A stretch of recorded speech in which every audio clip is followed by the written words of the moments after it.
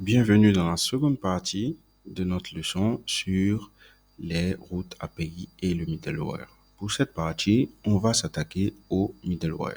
Alors, le middleware te permet d'exécuter du code du côté serveur avant que les requêtes atteignent tes routes ou tes pages. Donc, c'est utile pour la gestion des authentifications, des redirections ou la modification des requêtes et des réponses avant de servir le contenu.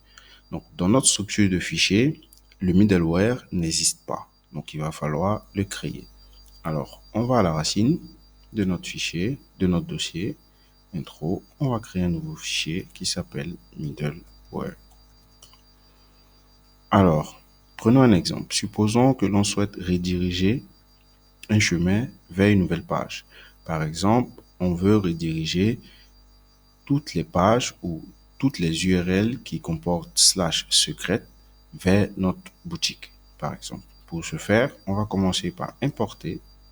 Donc, import, ce sera next response, ok, from next/server. Alors, c'est pas un composant, mais ce fichier est exécuté depuis le serveur. Donc, on va faire export function middleware qui prend la requête et la réponse, mais on a juste besoin de la requête. Donc, on va mettre request.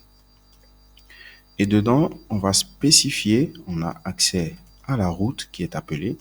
Donc, ce sera path name égale, donc dans la requête, request.next URL. Ensuite, on se dit toutes les routes qui ont /secret ou /secret, on veut rediriger toutes les requêtes de cette route vers la boutique. On va dire if path name equal, donc égal à /secret, ok. On veut return notre next response point redirect, donc on a la fonction, la méthode redirect depuis next response, et dedans on va dire réécrit cette URL en une nouvelle URL. Donc ce sera new URL et on va dire ça sera /boutique. Ok. Et dedans on va passer un paramètre request.url.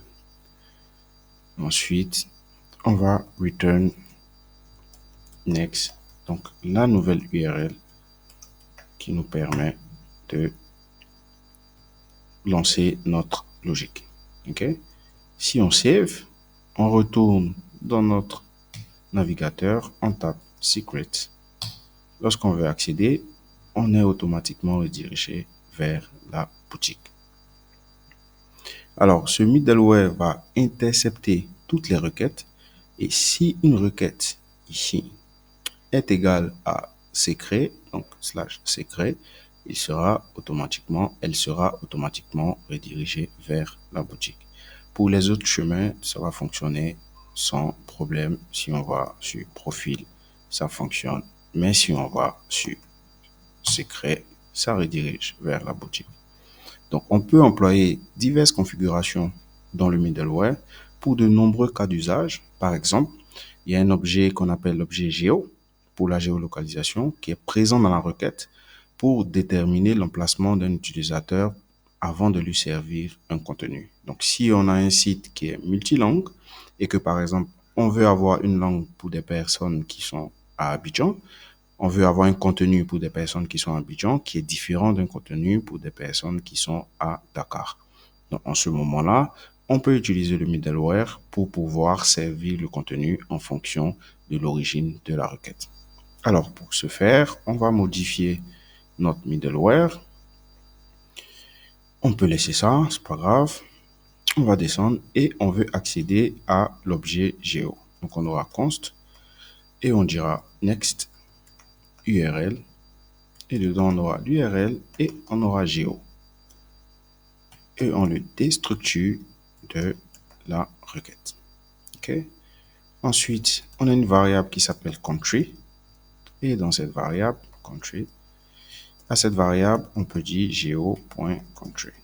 Okay. S'il n'existe pas, on va juste le passer à CI, qui est Côte d'Ivoire.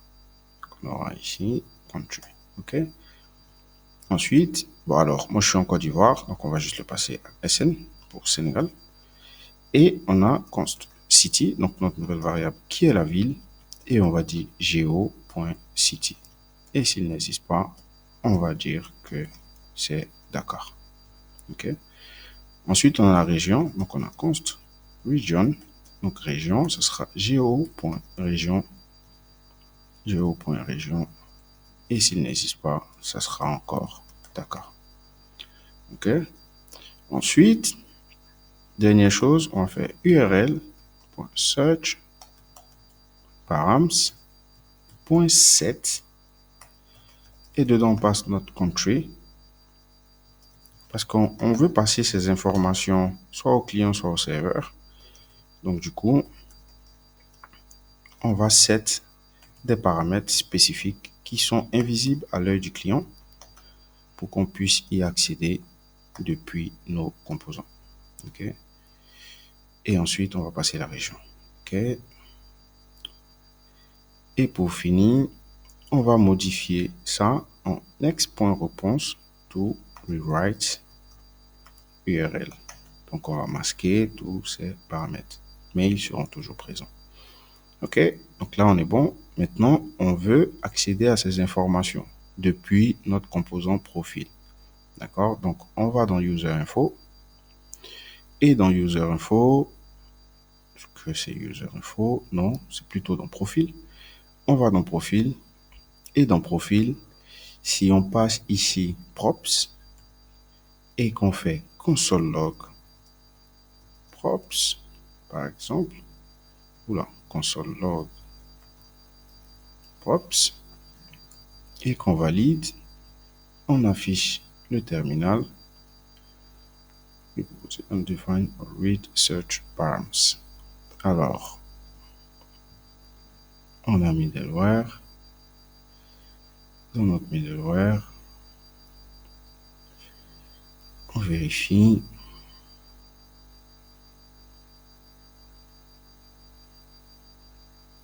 On a l'URL qui manque ou pas. Donc on a l'URL. Ok, genre URL. Non. Ok.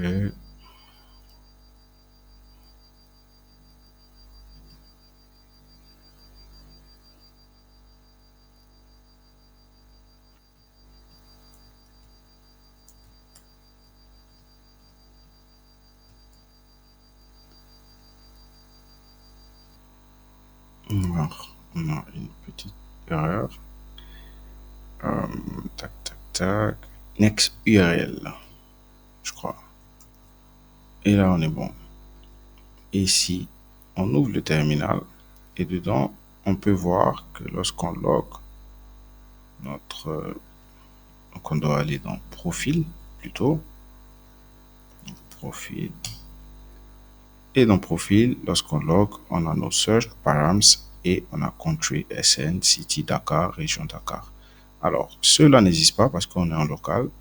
Si on passe en prod, donc en production, on pourra avoir accès aux informations de Géo. Alors, dans cette leçon, tu as vu comment créer des routes API pour gérer les méthodes get et post dans Next et comment interagir avec ces routes depuis un composant. Dans la deuxième partie, tu as également découvert le rôle crucial du middleware dans la gestion préalable des requêtes, permettant de sécuriser et personnaliser le comportement de ton application. Dans notre prochaine leçon, nous verrons comment styler notre application. À tout de suite.